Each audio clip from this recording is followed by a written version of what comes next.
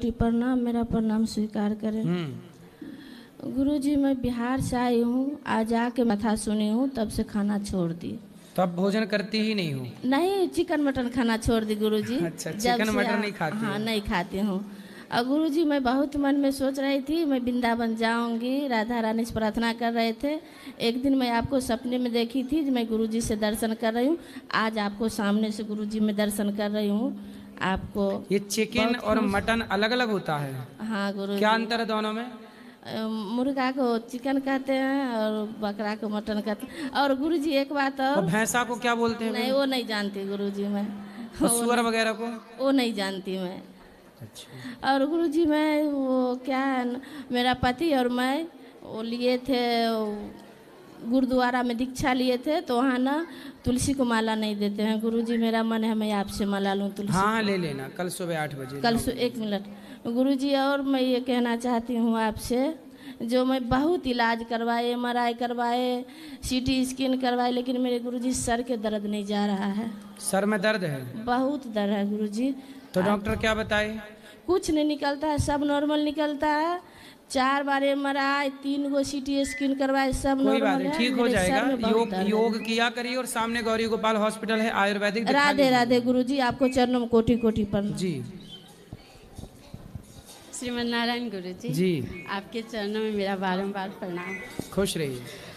हमें बहुत खुशी है कि आप हमारे शहर रक्सौल में आ रहे हैं। हाँ, रक्सौल में आ रहे हैं हम कथा सुनाने 5 फरवरी से। पता है, हम तो 6 महीना से इंतज़ार कर रहे हैं आपका।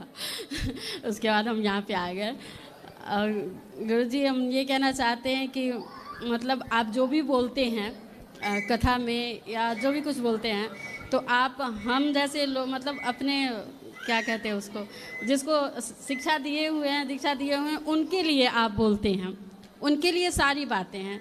तो आपकी कोई भी बातें जब हमें बुरी नहीं लगती है, चाहे वो बुरी बातें कड़वी हो या जैसी भी हो, तो लोग इतना हल्ला क्यों उठा देते हैं? वो तो सुनते भी नहीं हैं कोई भी बात आपकी। पूरी छोटे से रील देख लेते हैं और उसी में ना जाने पता नहीं क्या क्या बोल देते। पहले पूरे देखे तो कुछ वृंदावन के ही कुछ संत हैं जो वो भी सोचते हैं कि बहती गंगा में हम भी थोड़ा हाथ धो ही ले।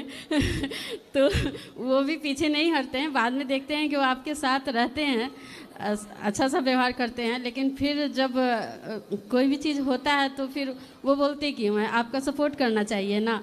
बहुत ऐसे संत हैं जो आपका सपोर्ट किए हैं, पर बहुत ऐसे संत भी हैं जो बहती गंगा में अपना हाथ धोने सोच रहे थे कि चलो इसी बहाने कुछ ना कुछ हुआ है तो चलो हम भी 1-2 टिप्पणी कर ही दें। ऐसा नहीं बोलना चाहिए, ऐसा नहीं, पर क्यों नहीं बोलना चाहिए? आपकी हर बातें हमारे लिए होती हैं, हमारे मतलब आप जिसको, जैसे एक टीचर है अपने स्टूडेंट को बताते हैं कि क्या सही है क्या गलत है, तो हम आपके स्टूडेंट हैं, हमें तो आपकी कोई बात बुरी नहीं लगती है। चाहे मीडिया वालों को बुरी लगती है ना, जबकि हम उनको कुछ उन्हें बताते ही नहीं है। हम तो अपने भक्तों को सीधा सीधा समझाते हैं, हमारे भक्त सुन लेते हैं और समझ लेते हैं। भाई, जब हम तुम्हें बता ही नहीं रहे हैं तो मीडिया वालों को मिर्ची लगती रहती है। कुछ मीडिया वालों को परेशान रहते हैं बेचारे। वही तो हम सोच रहे हैं कि मतलब उन लोगों के लिए तो आपका, वो लोग तो आपसे जुड़े ही नहीं है। पहली बात तो ये है कि जुड़े नहीं, अगर जुड़े होते तो वो पूरी कथा आपका सुनते। 3 घंटे की कथा क्या सुनते है कि हमारे देश में षड्यंत्र चल रहा है जी। कुछ मीडिया कर्मी, कुछ मीडिया ये चाहती है कि सनातनी संगठित ना हो जी।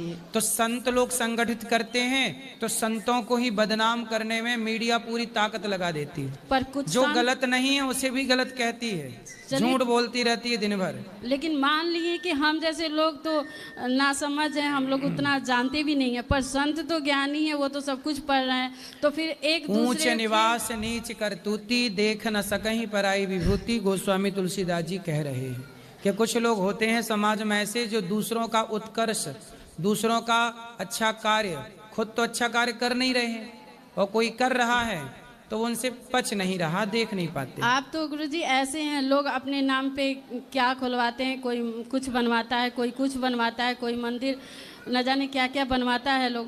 पर आप तो ऐसे हैं कि जितने भी आपसे जुड़े हुए हैं सबके अंदर ही, हृदय में ही मंदिर डाल के उसके अंदर भगवान डाल दिए हैं।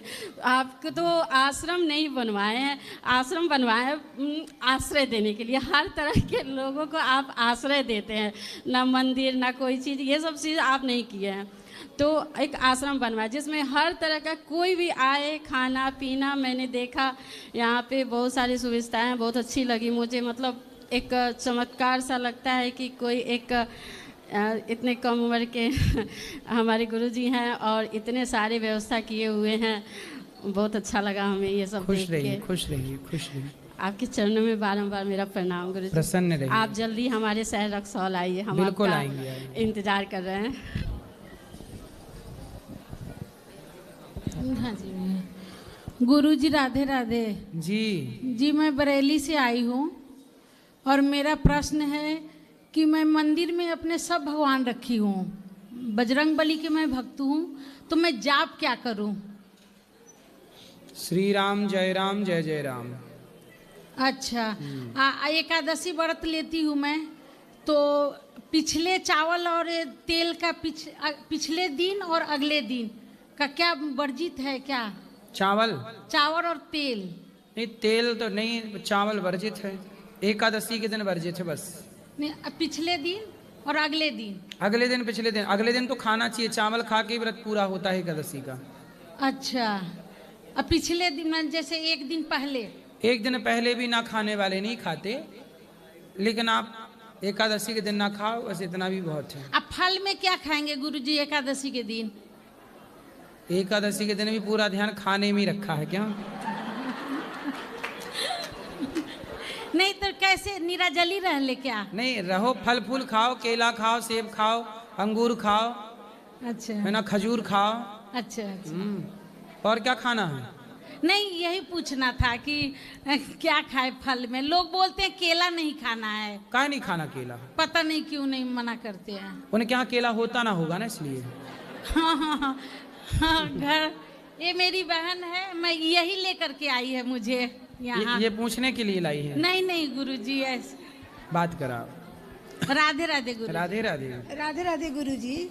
हम लोग 6 बहन हैं। मेरे पापा मम्मी असमर्थ थे, चल फिर नहीं कर पाते थे, तो मैं अपने पास लेके आई। यहीं बहादुरगढ़ में रहती हूँ और मेरी सिस्टर थी, तो मेरी दीदी लोग कहती है कि तू मम्मी पापा को जहर दे के मार दी।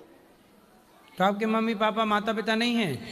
है, मेरी बहन सब इल्जाम लगा, मतलब खत्म हो गए हैं। तो बहन क्या लगा रही हैं? कह रही है कि तू जहर दे के मार दी है। क्यों ऐसा बोल रही हैं? मतलब तेरे पास खाने का नहीं था, इसी वजह से। तो खाने का नहीं था तो जहर दे दिया? जी। बोले जब खाने का नहीं था तो हम जहर कहाँ से लाएंगे? मैं बोली थी कि मेरे पास नहीं था तो तू लोग ले जाती। बोली मैं क्यों ले जाऊं? कितनी बहन? 6 हैं। 6 भाई नहीं है। तो आपकी ये बहन तो अच्छी है। हाँ, यही सपोर्ट करती है मेरी, बहुत और सपोर्ट। बाकी 4 बहन साथ में नहीं है? कोई बात नहीं, रहने दो। बातचीत भी नहीं करते हैं वो लोग, फोन से? आपसे भी नहीं? कोई बात नहीं वो 4 अलग, आप 2 अलग। आप 2-4 पे भारी पड़ती कहती है कि सेवा कर ली तो क्या मिल गया। तो बोले कोई बात नहीं, हमें जो मिलेगा भगवान देखेंगे, तुम देखो। हम बोले हमारा हिसाब ईश्वर देखेंगे। ठीक। आप अच्छा करते रहो, भला करते रहो, बाकी भगवान पे छोड़ दो। राधे